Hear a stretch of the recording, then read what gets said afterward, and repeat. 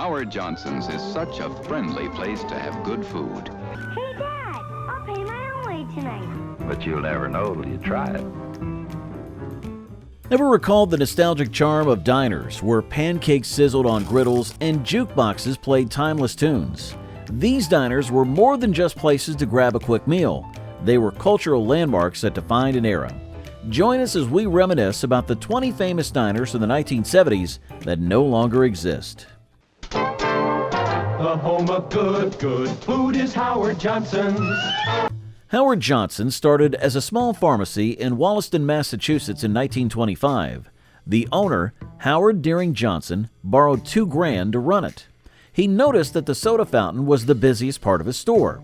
To attract more customers, he created a new ice cream recipe, either from his mother's recipes or with help from a local German immigrant. His ice cream, offered in 28 flavors, became very popular. In the late 1920s, Johnson expanded by opening concession stands along Massachusetts beaches, selling drinks, hot dogs, and ice cream. His success led to the opening of family-style restaurants, which by the 1950s included motor lodges with distinctive orange roofs. During the 1960s and 70s, Howard Johnson's was the largest restaurant chain in the U.S., with over 1,000 locations. They served comfort foods like fried clams and macaroni and cheese, along with their famous ice cream. However, competition from fast food chains caused their decline. By the 1980s, the chain had significantly shrunk, and the last restaurant in Lake George, New York, closed in 2022, ending an iconic era. From the bustling success of Howard Johnson's in the 1970s to its eventual decline, what parallels exist in the rise and fall of Sambo's diners? How did changing societal values shape their trajectories? Let's explore. Here you go, sport. You must need this more than I do. At Sambo's, a quarter still goes a long way. Every time an adult has dinner at Sambo's, a little adult also gets a meal. Sambo's was a popular diner chain that started in Santa Barbara, California in 1957. Founded by Sam Banistone Sr. and Newell Bonnet, the name Sambo's combined parts of their names. The restaurants quickly grew across the U.S. during the 1960s and 70s, and they're known for their breakfast menu with pancakes, waffles, and omelets. By 1979, Sambo's had 1,117 locations nationwide. The decor of Sambo's featured illustrations from The Story of Little Black Sambo, which include a dark-skinned boy and tigers. Later, the illustrations changed to show a lighter-skinned boy in a jeweled turban.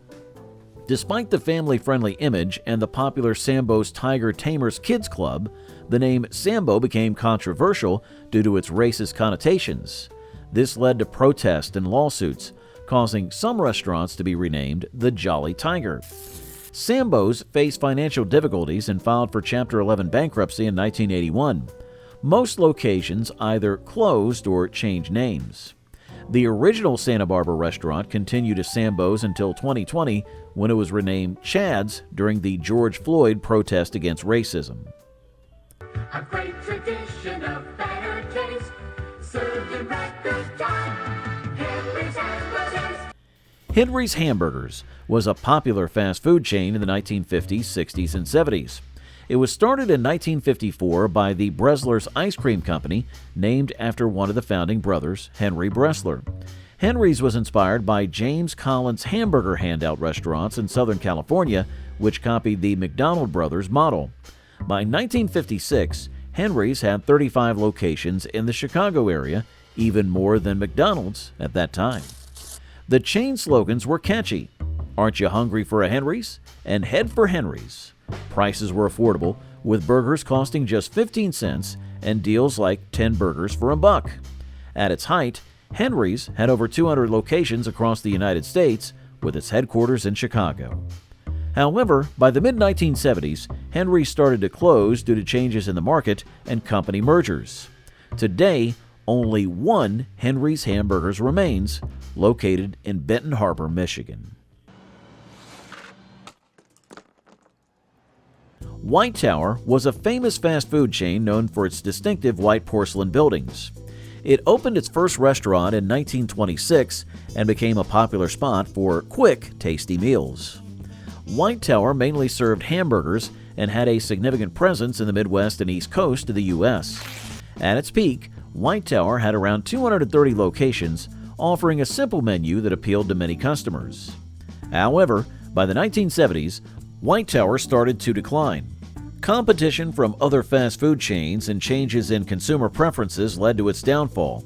The company could not keep up with the evolving market, and one by one, its locations began to close. By the early 80s, White Tower had ceased operations entirely. Today, the White Tower name lives on in history as a pioneer in the fast food industry, remembered for its unique architecture and contribution to American dining culture. As White Tower's porcelain buildings faded from the fast food landscape, Minnie Pearl's Chicken aimed to carve its place in Southern comfort cuisine. What awaited this ambitious chain? Let's explore its rise and fall. It's Sunday at Minnie Pearl's. Friends, family, and food aplenty. Minnie Pearl's Chicken was a fast food chain named after the famous country comedian Minnie Pearl. It first opened in 1968, aiming to compete with popular chains like Kentucky Fried Chicken. The restaurants were mainly located in the southern United States and served fried chicken, capturing the essence of Southern comfort food. Despite Minnie Pearl's popularity, known for her cheerful "howdy" and signature frilly dresses, the chain faced significant challenges.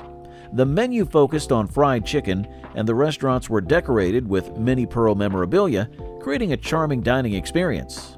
Over 100 franchises were sold, but only a few actually opened their doors. Unfortunately, financial difficulties soon emerged. By 1971, the business faced severe problems due to false revenue reporting. This led to the collapse of Minnie Pearl's Chicken. The chain's ambition to rival Colonel Sanders and Kentucky Fried Chicken ended in failure, making Minnie Pearl's Chicken a brief chapter in fast food history. You know why I come to Lum's, good buddy? They grill the steaks just perfect. Lum's was a popular diner chain that first opened in the late 1960s. Known for its unique beer-steamed hot dogs, Lum's offered a distinctive twist on the classic dish. Instead of boiling or grilling, they simmered their hot dogs in a broth made from dark beer, water, sugar, garlic powder, caraway seeds, and chopped onion. This gave the hot dogs a juicy and aromatic flavor with a hint of maltiness. The chain expanded rapidly and had about 400 locations across the U.S. at its peak. Lum's restaurants were a favorite spot for families and friends to enjoy a casual meal together. However, Lum's began to decline in popularity in the late 1970s. By the early 80s, they faced financial difficulties, leading to the closure of many locations. The last Lum's restaurant closed in May of 2017. Despite this, the memory of Lum's beer-steamed hot dogs remains cherished by many. Nickerson Farms was an American roadside restaurant chain that thrived from the mid-1960s to the early 80s. Founded by I.J. Nickerson, a former Stuckey's franchisee, the chain offered a unique mix of dining, gas station services, and quirky attractions. These family-friendly spots were conveniently located along interstate highways, providing travelers with a perfect place to stop. The restaurants served comfort foods like meatloaf, fried chicken, and homemade pies. What made them unique was the beehive observation windows, allowing diners to watch bees while they ate. At its height, Nickerson Farms had around 60 locations, mostly in the Midwest. They were popular with road trippers looking for a place to relax and enjoy a meal. By the early 80s, the franchise faced financial difficulties and changing travel habits, leading to its decline. One by one, the restaurants closed, leaving behind memories of bees and comfort food for travelers. As Nickerson Farms faded, another iconic chain, Geno's Hamburgers, thrived briefly before meeting its own challenges. What drew travelers to Geno's unique blend of burgers and sports connections? Let's explore its rise and fall together. When he says we're going to Geno's, we go to Geno's.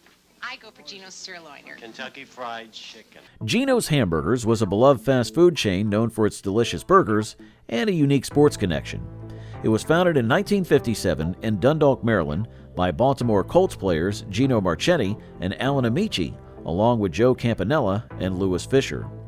Geno's menu featured classic American fare like hamburgers, French fries, and fried chicken. They also partnered with KFC, offering a special chicken seasoning that is different from KFC's original recipe. The chain grew rapidly, reaching about 359 locations.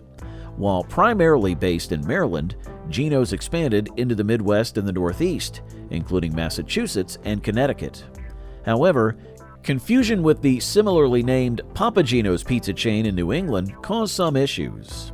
By the early 80s, financial difficulties set in.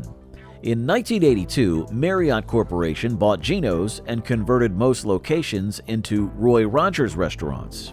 The last standalone Geno's closed in Pasadena, Maryland in 1986, marking the end of an era.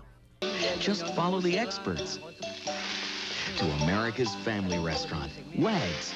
Wags was a beloved diner chain from the 1970s and 80s, known for satisfying late-night hunger and serving tired travelers. It first opened in 1976 as an offshoot of the restaurant's inside Walgreens drugstores, offering simple meals like hamburgers and breakfast items. What made Wags unique was its 24-hour service. The diners were mainly located in the Chicago metropolitan area and Florida. These spots became popular among night owls and road travelers who found comfort in the round-the-clock availability of warm meals. In 1988, the Marriott Corporation took over Wags from Walgreens. At the time, there were 91 standalone Wags locations. However, Marriott struggled to sell most of these diners. As a result, Wags gradually closed down. By 1991, the last Wags diner had shut its doors, ending an era of late-night dining and cozy diner experiences. Delights of America was a pioneering fast food chain in the late 70s and early 80s, known for its focus on healthier options. Founded in 1978 by Doug Sheely and Jeffrey Miller in Norcross, Georgia, Delights offered a menu with reduced-calorie items like lean beef hamburgers, high-fiber buns, and low-calorie cheese, allowing customers to enjoy fast food without the guilt. By 1985, Delights had grown to over 100 locations across the U.S. People were drawn to their healthier alternatives, providing a refreshing change from the usual high-fat, greasy offerings of other fast food chains. However, Delights' success was short-lived. Competitors such as McDonald's, Burger King, and Wendy's began to include healthier options like salad and baked potatoes, which drew customers away from Delights. Coupled with problems from some unsuccessful franchises, Delights struggled and eventually filed for Chapter 11 bankruptcy by the end of the 1980s. As Delights faded with the rise of healthier options from competitors, could Royal Castle's unique offerings sustain its popularity amidst changing taste? What new insights await in the story of Royal Castle? Royal Castle, Royal Castle. Royal Castle, founded by William Singer in 1938, started in Miami, Florida, inspired by the success of White Castle in Ohio. Unlike its square burger predecessor, Royal Castle specialized in small, round burgers topped with minced fried onions and pickles. They quickly became a hit in South Florida. The chain also offered popular breakfast featuring freshly squeezed orange juice, butter-cooked eggs, and coffee with heavy whipping cream. Expanding rapidly, Royal Castle grew to over 200 locations by the mid-1960s, primarily in Florida, Georgia, Ohio, and Louisiana, with Miami hosting the majority. Known for its distinctive flat-top, glass-fronted buildings, the chain thrived until the late 1970s. However, changing consumer preferences, increased competition, and economic challenges led to its decline. The last of the Royal Castle restaurants closed its doors, marking the end of an era known for its beloved mini burgers and unique dining experience. Despite its closure, Royal Castle remains a nostalgic symbol of a bygone era of fast food innovation and regional charm, particularly in the southern U.S. When you're looking for a place that offers more, the one that'll please the whole crowd. Red Barn. Red Barn, known for its iconic barn-shaped buildings, opened its first location in 1961 in Springfield, Ohio. Founded by Don Six, Martin Levine, and Jim Kirst, it quickly gained popularity nationwide. The restaurant stood out with its unique concept, a barn-like structure with limited seating, offering famous items like the Big Barney Burger, a substantial favorite among customers. Alongside burgers, Red Barn served crispy fried chicken, combining fast food with rustic charm. During its peak, Red Barn boasted 300 to 400 restaurants across 19 states in the USA, with additional locations in southern Ontario, Canada, and Australia. These barn-shaped eateries became symbols of roadside dining, attracting travelers seeking hearty meals. However, by the late 1980s, Red Barn faced challenges. Franchise leases expired, leading to the closure of its last locations. The once thriving chain faded from the dining scene, leaving behind nostalgic memories and repurposed barn buildings. Some were transformed into new businesses, while others retained their barn facade as a reminder of Red Barn's legacy in American fast food history. Where can you get really good food made fresh for you? Pan taco, pumpkin taco, pumpkin taco, pumpkin taco. In 1956, Russell Wendell introduced the first Pumpkin Taco in Pasadena, California, blending tacos and hot dogs into a unique fast food experience. Known for its distinctive barn-shaped drive-in restaurants, Pumpkin Taco served a diverse menu ranging from tacos and tostadas to pastrami sandwiches and burgers. However, the real draw was their array of pups, creatively crafted hot dogs that delighted customers alongside crispy fries and RC Cola or root beer. By 1972, Pumpkin Taco had expanded to 50 locations, and by 1973, it boasted 62 spots across Southern California. Russ Wendell Sr., the chain's founder, designed many of these iconic barn-shaped buildings. Despite its popularity, the 80s brought significant changes. In 1984, Taco Bell purchased 99 Pumpkin Taco locations, attracted by California's lucrative real estate market. This acquisition marked the end of Pumpkin Taco as its barn-themed locations gradually disappeared, except for 3 stubborn outposts in Albuquerque, New Mexico, which operated under the name Poppin' Taco until 2013. Thus, while Pumpkin Taco left a flavorful mark on fast food history, its legacy lives on primarily through memories and nostalgic stories of its quirky barn restaurants. Good food turns you on, turn into carols. Carol's, founded in 1960 by Herbert N. Slotnick in Syracuse, New York, started as a burger and fries drive-in. It was born as a spin-off of Tasty Freeze, named after Carol Marantz, daughter of Tasty Freeze co-owner Leo S. Marantz. Known for its distinctive yellow and red logo, Carol's quickly gained popularity as a McDonald's alternative, serving up juicy burgers and crispy fries with car hops delivering orders to car windows. Initially centered in New York State, it expanded, becoming a familiar sight for locals and travelers on the road. By the mid-1980s, however, Carol's began facing challenges, leading to the closure of some locations. Despite its nostalgic appeal and memorable roadside signs, the chain gradually faded from its peak. The legacy of Carol's lives on through memories of its classic American diner experience and signature menu items. It remains a reminder of an era when drive-ins were iconic symbols of fast food culture, cherished by those who enjoyed its burgers and the unique ambiance it offered. As Carol's nostalgic era fades, what drove the decline of beloved American diners? What awaits in the evolution of dining trends? Well, let's explore Duff's Smorgasbord's journey next. Duff's Smorgasbord was a pioneering buffet-style restaurant chain that Homer Duff established in the mid-1970s. It originated from a grocery store in Lebanon, Ohio, where Duff observed food wastage at the deli counter, inspiring him to launch a buffet concept. The first Duff's Smorgasbord opened soon after, offering a wide selection of dishes to cater to diverse tastes. The restaurant chain gained popularity across Middle America and is known for its extensive menu ranging from traditional comfort foods to international cuisines like pasta, seafood, and desserts. At its peak, Duff's operated multiple locations, attracting families and diners seeking hearty meals. However, as dining trends evolved and economic challenges emerged, many Duff's Smorgasbord locations closed over the years. By the 1990s, only one restaurant remained in Pigeon Forge, Tennessee, serving as a nostalgic reminder of its heyday. Despite efforts to maintain its appeal, including a resilient customer base, the chain struggled to compete.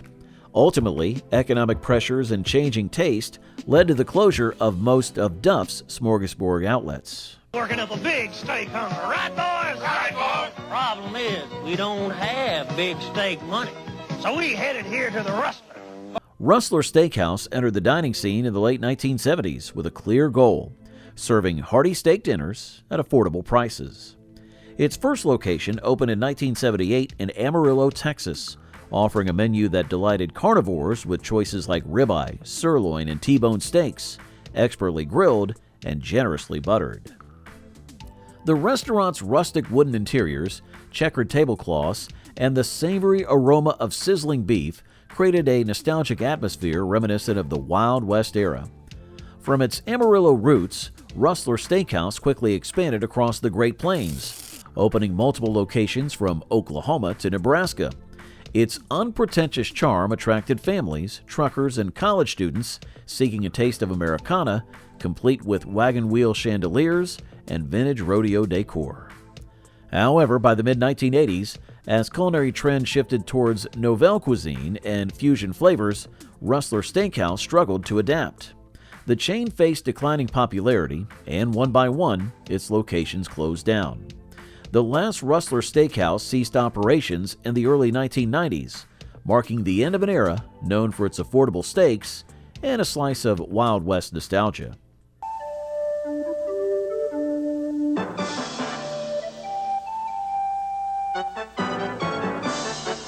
Morrison's Cafeteria, founded by J.A. Morrison in 1920 in Mobile, Alabama, was a chain of cafeteria-style restaurants renowned for its Southern cuisine. It grew to over 150 locations across 13 states, prominently in Georgia and Florida, offering a wide array of dishes like fried chicken, collard greens, and peach cobbler. Morrison symbolized Southern comfort food served cafeteria style, where diners could choose their meals. The cafeterias were known for their bustling atmosphere and communal dining experience, reflecting the warmth of family gatherings. However, Morrison's was racially segregated, serving only white patrons until the Civil Rights era. In the early 1960s, protests against segregation at Morrison's Cafeteria in Nashville, led by figures like John Lewis, drew national attention. By the 1990s, Morrison struggled to adapt to changing taste and dining trends, leading to its decline. Cultural shifts towards casual dining contributed to the chain's closure. As Morrison's Cafeteria fades with cultural shifts, Druthers emerges with a playful vibe. What drove Druthers' transformation, and why did it adapt differently? Let's explore how Druthers navigated change and kept its legacy alive. When I want my druthers, I can choose from all the others, but I'd rather go to Druthers Restaurant. Originally known as Burger Queen, Druthers began in 1956 in Winter Haven, Florida, founded by Harold and Helen Kite. It started as a fast food joint serving hamburgers, but later rebranded in 1981 as Druthers to showcase a wider menu that included fried chicken and a self-serve salad bar. The name change aimed to shift perceptions and appeal to a broader audience. Druthers peaked with 171 locations across 7 U.S. states and even had international franchises in countries like England and Canada. The restaurant was known for its playful atmosphere, featuring characters like Queenie Bee, a giant bee mascot, and Andy Dandy Tail, who appeared on kids' meal items and in early TV ads. However, facing challenges by the early 1990s, Druthers transformed most of its locations into Dairy Queen outlets under new ownership. Despite this, one Druthers restaurant still operates in Kentucky, serving as a nostalgic reminder of its once popular status in the fast food industry. Hello, hello. Can you stay a while? Burger Chef started in 1958 in Indianapolis, Indiana, founded by Robert Wildman and brothers Frank and Donald Thomas. They were pioneers in fast food, famous for their combo meal concept, the Triple Threat, offering a burger, fries, and a drink for 45 cents. This resonated widely with Americans craving quick, affordable meals. Their menu featured iconic items like the Big Chef Double Burger and the Super Chef Quarter Pounder. What set Burger Chef apart was their playful approach. They introduced the Fun Burger in 1972, which came with puzzles and a toy. A year later, they pioneered the Fun Meal, a comprehensive kids package with a burger, fries, drink, cookie, and toy, all wrapped in packaging featuring stories and puzzles. By 1973, Burger Chef boasted over 1,050 locations across the USA and even some in Canada. Despite their popularity, Burger Chef faced challenges.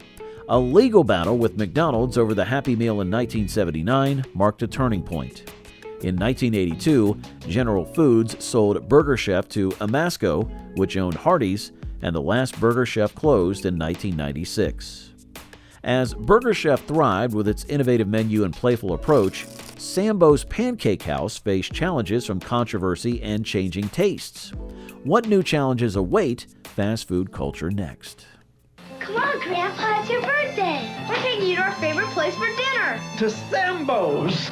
Sambo's Pancake House, founded in 1957 by Sam Battistone Sr. and Newell Bonnet, opened its first location on Cabrillo Boulevard in Santa Barbara, California.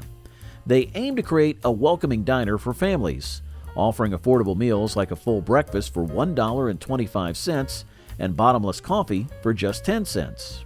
Over time, Sambo's expanded rapidly, eventually operating over 1,000 locations across the U.S. and even branching out into Canada. The diner's warm atmosphere was celebrated, with Sam Sr. and his family working alongside staff to create a friendly experience. However, controversy arose due to its association with the book Little Black Sambo, reflected in paintings on its walls. This connection unintentionally alienated many, leading to criticism from civil rights groups. By the early 80s, facing financial difficulties and declining popularity, Sambo's began to close its locations. The controversy surrounding its name and imagery, coupled with changing dining preferences, contributed to its eventual closure. In 1981, Rhode Island's Human Rights Commission highlighted how the name made people of color feel unwelcome, marking a significant challenge the diner couldn't overcome.